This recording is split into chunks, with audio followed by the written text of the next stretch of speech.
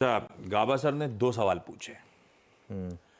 पहला है मसई मारा की ट्रिप कैसी रही, दूसरा बाद में।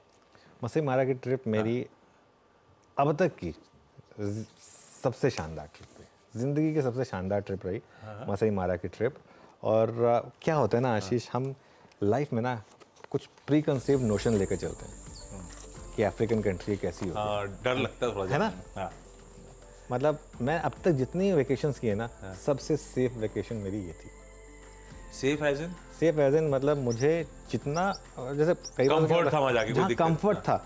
और जो वहाँ अब जैसे यूएस यूरोप वगैरह कहीं जाए तो कई बार थोड़ा सा आपको ये लगता है ना कि यार थोड़ा कहीं रेसिज्म तो नहीं हो रहा है, कहीं कुछ हो तो नहीं हो रहा। अफ्रीका में जाके ना आपको इतना वेलकम करते हैं वो, जिस तरीके से आपको वो स्वागत करते हैं, और जिस तरीके से ऑब्वियसली उनकी इकोनॉमी काफ़ी कुछ हमारी टूरिज्म पर डिपेंड करती है, तो इसकी वजह से भी। और कीनिया तो बिल्कुल इंडिया है, आप जाएंगे ना आपको लगेगा नहीं कि आप इंडिया से बाहर आए हैं, आपको ऐसा लगेगा कि आप महाराष्ट्र में कहीं घूम रहे हैं। आप एयरपोर्ट से भी है वहाँ पे। हाँ नहीं, खैर बारिश नहीं थी वहाँ पे तो ये पता नहीं चला, लेकिन मतलब नैरोबी से मैं मसई मारा की जो ड्राइव थी इतनी शानदार थी, एकदम कंट्री, जैसे वो एक गाना है ना, take me home country roads, वो बिल्कुल वो वाली फीलिंग आती है। मतलब आपको लगेगा कि कहीं आप पंजाब तो नहीं पहुँच गए, कई बार आपको लगेगा कि महाराष्ट्र में आप ड्राइव कर रहे हैं, कई बार आपको लगेगा कि कहीं आप पंजाब तो नहीं पहुँच गए, एकदम सेम है जैसा कि इंडिया। तो ये आपके पहले सवाल का जवाब हो गया। दूसरा सवाल क्या बताइए? दूसरा सवाल वो पूछ रहे थे, थार लेके जा सकते हैं क्या? नहीं, थार नहीं लेके जा सकते वहाँ पे आपको रेंज रोवर लेनी पड़ेगी, वो भी 4 व्हील वाली, और वो वही चलती है वहाँ पे, क्योंकि वरना थोड़ा सा सेफ्टी का इशू हो जाता है वहाँ पे। आप गाँव से बिना थार के कैसे जाओगे आप? हाँ, आप कुछ कह रहे हैं? हाँ नहीं, लेकिन मैं अब बताता हूँ जो मैं लेसन्स की बात कर रहा हूँ, लर्निंग्स की बात कर रहा हूँ।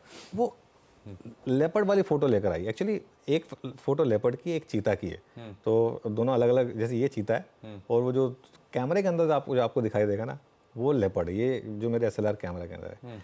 आशीष, ये फ़ोटो लेने के लिए, ये फ़ोटो लेने के लिए मैंने 3.5 घंटे वेट किया।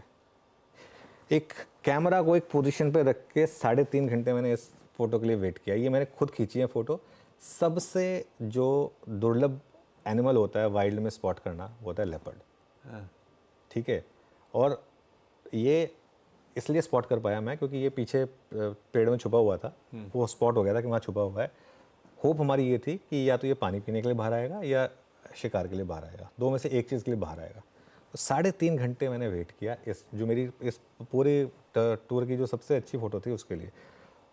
और आखिरी दिन भी जब मैं जा रहा था तो मैंने आखिरी दिन भी एक लायन को स्पॉट किया अटैक करते हुए, ठीक है। उसके लिए भी मैं करीब 2-2.25 घंटे तक मैंने वेट किया।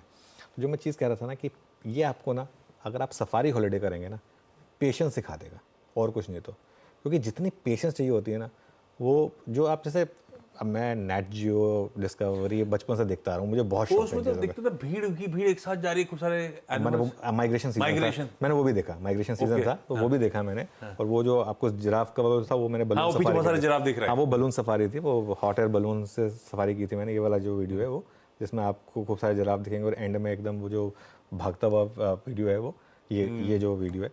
तो और ये तो जो मैंने आईफोन से खींचे हैं वो है। जो SLR कैमरा में मेरे कैप्चर्ड हैं वो एक नेक्स्ट लेवल की फ़ोटोज़ हैं, तो वो भी कभी किसी दिन मैं शेयर करूँगा।